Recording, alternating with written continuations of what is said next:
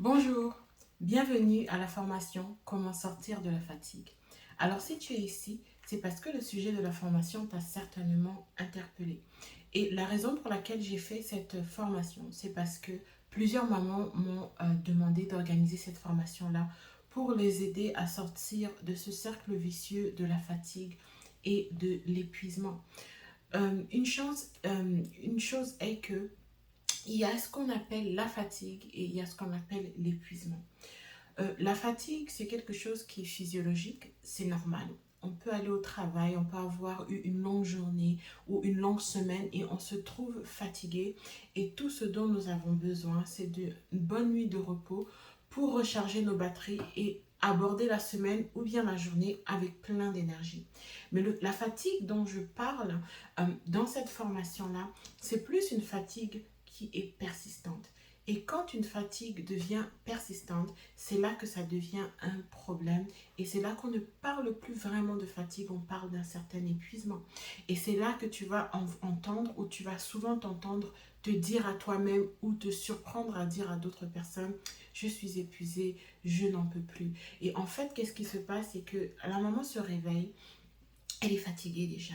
Sa tête est pleine de toutes les choses qu'elle doit accomplir dans la journée. Elle pense à qu'est-ce qu'on va manger. Elle pense au ménage. Elle pense qu'elle doit aller au travail, au rendez-vous qu'elle a peut-être avec les professeurs à l'école pour chaque enfant qu'elle a, si elle en a quatre. Imaginez la charge mentale. Donc, elle pense à beaucoup de choses. Et toutes ces choses-là, lorsqu'elle se réveille le matin ou lorsqu'elle va se coucher le soir, remplissent sa tête, viennent la submerger. Et c'est comme ça met un poids sur ses épaules, c'est comme ça met un fardeau sur ses épaules.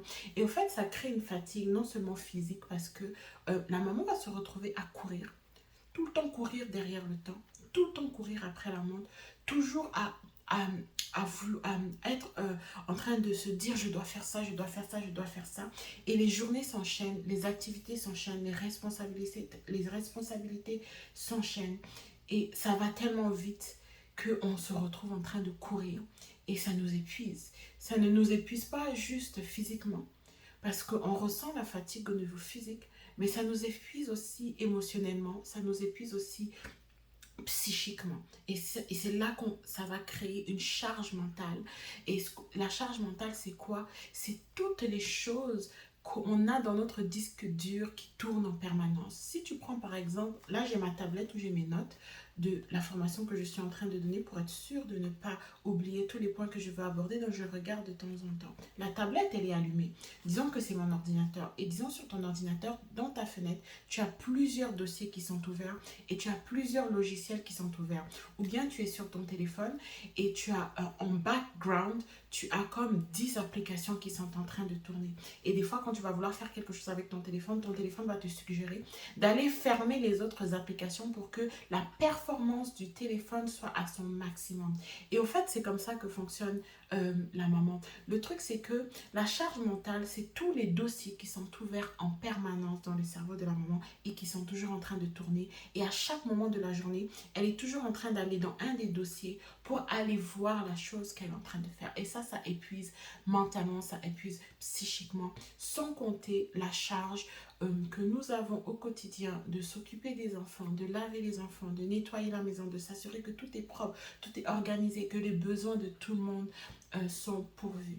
C'est cet amalgame-là, au fait, qui va venir créer cette fatigue chez la maman, ce sentiment de frustration, de lassitude, ce sentiment d'avoir l'impression de tout faire, de ne pas avoir d'aide et ainsi de suite. Donc si tout ce que je viens de décrire, tu t'es retrouvé dans au moins deux des points, c'est un signe déjà que tu es une maman qui présente des signes de fatigue, voire même d'épuisement. Et comme je disais, la fatigue qui persiste, si tu as une fatigue qui a persisté depuis plusieurs semaines ou plusieurs années et que même dormir une bonne nuit de sommeil ne suffit pas à te donner cette énergie dont tu as besoin pour aborder les journées pleinement, c'est un signe que déjà, voilà, il y a un début d'épuisement qui est là ou bien il y a un épuisement qui est installé et qu'il faut prendre action. Et donc cette formation-là, on va venir au fait toucher les points par lesquels tu peux commencer pour sortir de la fatigue, pour vaincre cette fatigue-là. Donc, euh, le deuxième point que je vais aborder, c'est que on va se balader en tant que maman et on aura le sourire aux lèvres. On va rire avec les gens, on va partager, on va faire plein de choses, mais à l'intérieur, on sait qu'on n'en peut plus, on sait qu'on est fatigué et on a l'impression, voilà, maintenant de se balader avec un masque et paraître quelque chose qu'au fond, on n'est pas. Donc, il faut venir recadrer tout ça et mettre de l'ordre dans son âme, mettre de l'ordre dans son intérieur pour que vraiment on puisse refléter à l'extérieur ce qui est vraiment vrai. Donc je vais vous parler des cinq traits de personnalité, des 5 choses que les mamans font qui vont progressivement les mener à la fatigue. Alors la première des choses, déjà ce qu'il faut comprendre, c'est qu'on vit dans une société où la maman est beaucoup regardée, la maman est beaucoup vue, la maman est beaucoup jugée par les moindres faits et gestes et les moindres décisions qu'elle pose, qu'elle prend pour l'éducation de ses enfants, pour prendre soin de sa famille. Elles sont beaucoup jugées et la société a augmenté le niveau de ce que de performance des parents. C'est-à-dire dans la société, c'est comme on attend de plus en plus de choses de la part du parent et ça met une pression énorme qui va se traduire au fait dans la vie de la maman par le perfectionnisme. Donc ça, c'est un des premiers points qui va amener tranquillement la maman dans la fatigue. Le perfectionnisme.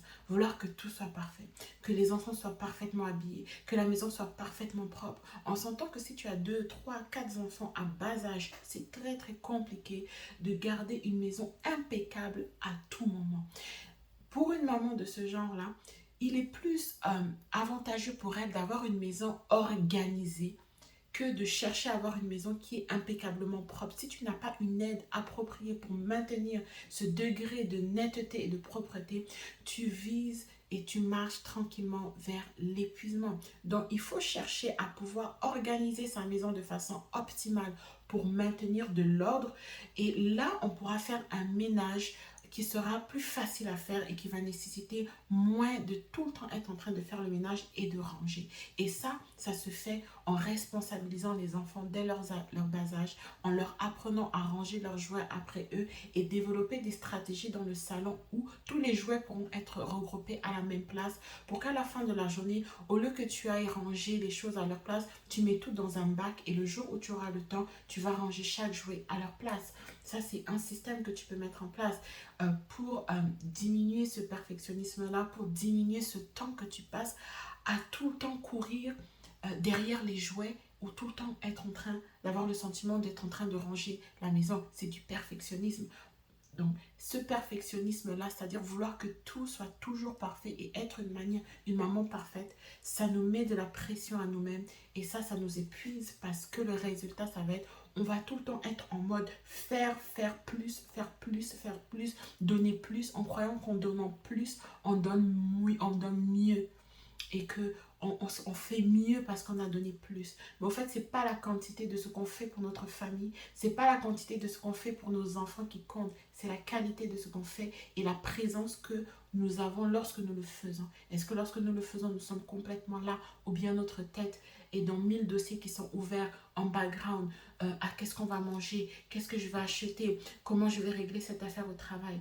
Donc, c'est le premier trait de personnalité qui amène les mamans dans la fatigue. Pourquoi j'énumère ça? Parce que ça va nous donner au fait après le plan d'action pour réduire cette fatigue dans votre vie, pour commencer à l'éliminer et pour pouvoir souffler un peu. Le deuxième point, c'est le fait de ne pas lâcher prise. Et ça vient avec beaucoup le sentiment le désir de contrôle. Ça peut être conscient, ça peut être inconscient. Et souvent dans la vie de la maman, ça va se manifester dans quoi? C'est elle va tout faire elle-même parce qu'elle se dit que si elle donne à une autre personne de faire, ben, ce ne sera pas fait comme elle l'aurait fait, ce ne sera pas fait à la perfection. Et c'est vrai que ça ne sera pas fait à la perfection.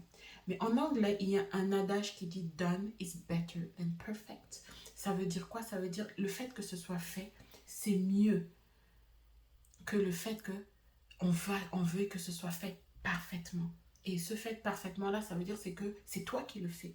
J'ai connu des cas de clientes par exemple, qui est en Afrique, qui ont des aides à la maison, mais qui sont quand même épuisées. Alors, quand elles prennent l'appel de diagnostic avec moi et je lui demande d'abord, est-ce que tu peux me raconter tes journées? Est-ce que tu peux me raconter tes semaines? Elle me raconte, je vois qu'elle a une aide et je dis, mais non, mais il faut que tu saches comment déléguer à cette aide de maison de manière à ce que tu sois complètement déchargé sans perdre le contrôle de ta maison. Ok? Donc, un des problèmes, c'est ne pas pouvoir lâcher prise et de vouloir tout faire parce qu'on croit que si nous le faisons, nous allons le faire mieux. Mais au fait, c'est mieux de déléguer. Et ça, je vais parler après dans les choses que vous pouvez mettre en place pour sortir de la fatigue. Donc, premier point, c'était le perfectionnisme. Le deuxième point, c'est ne pas arriver à lâcher prise. Et le troisième point, c'est penser que on peut tout faire. Et ça va un peu avec le point 2. Et quand je parle de tout faire, c'est que ça ne se limite pas seulement à la sphère de la maison. Souvent, on est impliqué dans bien trop de choses. On a notre maison à gérer. On est dans des associations à but non lucratif ou on est dans des comités. On veut gérer une entreprise, on veut gérer toutes les sorties des enfants. On a 3 enfants qui sont inscrits à 3 activités extrascolaires différentes, donc il faut les amener eux tous à ces endroits-là. Au fait, on veut tout faire. Donc on est une maman, on a un cerveau relié à 2 oreilles, à 2 yeux, à une bouche, à 2 bras et à un pied, mais on place tellement de choses dans notre vie euh, que au fait c'est comme si on vivait la vie de 3 mamans en même temps. Et ça, au fait, c'est sûr que on va se fatiguer parce que on fait bien trop de choses. La quatrième chose, c'est de dire oui à tout. C'est de ne pas savoir gérer les limites. C'est de ne pas savoir dire non. Donc, la gestion des limites, c'est quoi? C'est savoir recevoir une sollicitation de la part de quelqu'un et en fonction de ses priorités, de sa réalité de la saison, de ses valeurs, savoir dire que vraiment là, maintenant, j'aimerais t'aider, mais je ne suis pas en mesure de. Je donne un exemple qui est concret. Par exemple, des fois, les mamans vont se plaindre de ne pas passer assez de temps avec leurs enfants. Et disons, samedi matin, elle a prévu, ok, je vais faire ça avec les enfants. Et samedi matin, comme par hasard, il y a quelqu'un qui t'appelle pour une urgence. Il veut que tu viennes chez elle parce qu'il a absolument besoin de toi pour quelque chose, soit pour un déménagement, soit parce qu'elle a un souci. Et tu suspends l'activité avec les enfants alors qu'il n'y a pas mort d'homme pour aller répondre à l'urgence d'une autre personne. Donc, en fait, tu sors de tes priorités, de tes valeurs familiales, de ce qui est important pour toi, pour rentrer dans la priorité de quelqu'un d'autre. Et là, tu n'as pas géré tes limites, tu as dit oui à quelque chose auquel tu aurais dû dire non parce que ce n'était pas la priorité du moment. La priorité, c'était de passer ce temps avec ses enfants parce que le fait que tu aies annulé, tu vas aller chez la personne que tu dois aider, tu vas revenir, mais tu vas avoir de la culpabilité parce que tu n'as pas pu honorer ta parole envers les enfants. Donc la gestion des limites, c'est très important. Il faut savoir se dire non à soi-même. Il faut savoir dire non quand on voit qu'on va accepter quelque chose et qu'en fait, ça va nous poser un problème parce qu'on n'a pas vraiment le temps pour faire cette chose-là que cette personne nous demande de faire. Ou bien cette chose que cette personne nous demande de faire ne rentre pas dans nos valeurs, mais on dit oui quand même.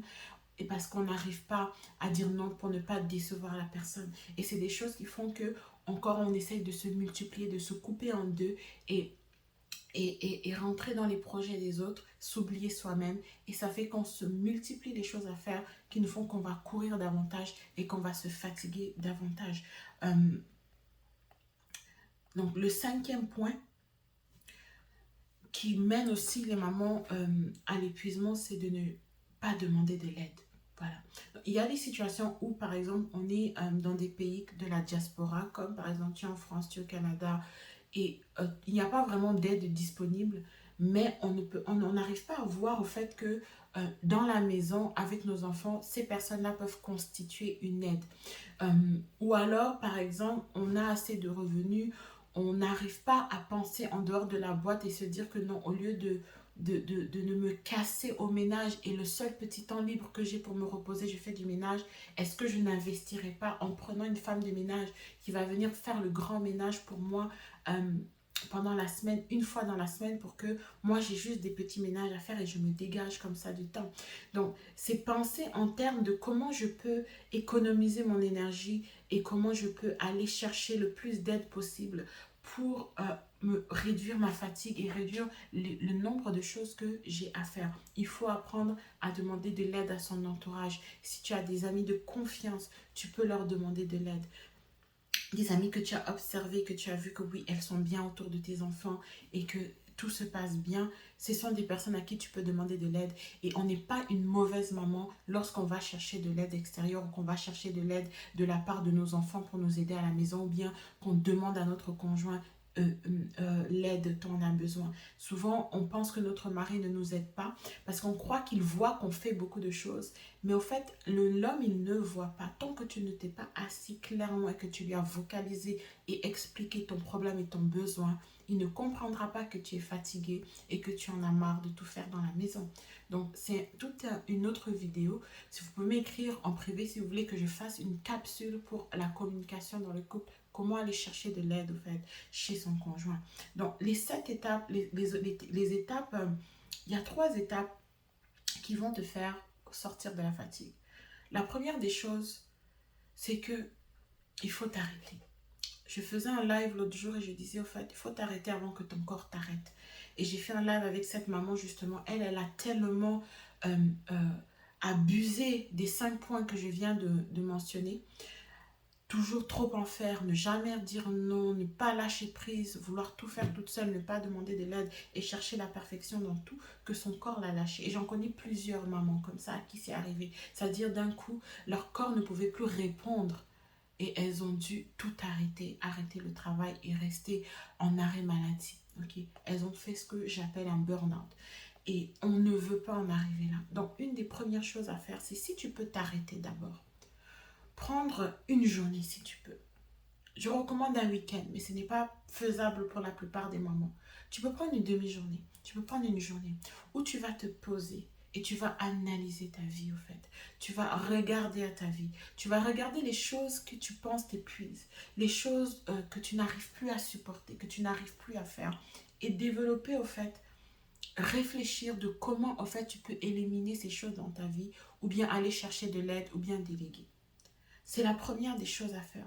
On est tellement surconnecté, on est tellement toujours en train de faire, toujours en train de courir, que le temps de réflexion, il est presque quasi inexistant. Et lorsque même on a du temps, on le prend pour regarder des choses, écouter des choses. Donc notre cerveau n'est jamais au repos pour déconnecter avec les choses extérieures et reconnecter avec soi-même pour avoir et connecter à ses propres besoins. Donc la première des choses que je vais te recommander, c'est de t'arrêter. Et si tu peux même, tu dors toute une après-midi ou tu fais une grasse matinée, emmagasine du sommeil. Prends une journée où tu vas juste réfléchir. Pas de télé, pas de téléphone, toi seul et ton papier. Et tu vas réfléchir sur ta vie. La deuxième des choses pour sortir de la fatigue, c'est s'organiser.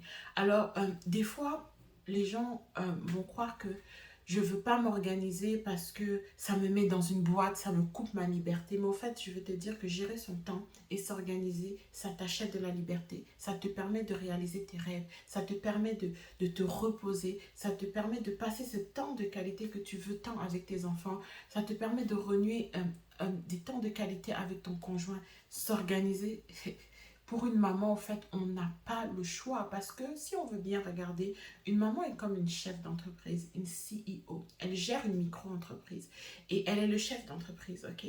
Elle doit gérer, euh, elle doit gérer les ressources financières, elle doit gérer les enfants, elle doit gérer les repas, elle doit gérer les transports, elle doit gérer les rendez-vous à l'hôpital. Donc, elle gère beaucoup de choses. Donc, si tu veux bien voir, il y a les ressources humaines, il y a la gestion du temps, il y a la gestion des finances, il y a tout un écosystème autour de la maman. C'est ce que j'appelle l'écosystème de la maman. Et ça, c'est un terme qui est protégé parce que c'est un terme que je suis en train d'explorer, qui est protégé par des droits d'auteur. Donc, vous ne pouvez pas le réutiliser sans ma permission écrite. Voilà. Donc, la maman évolue dans un écosystème. Et dans cet écosystème, il y a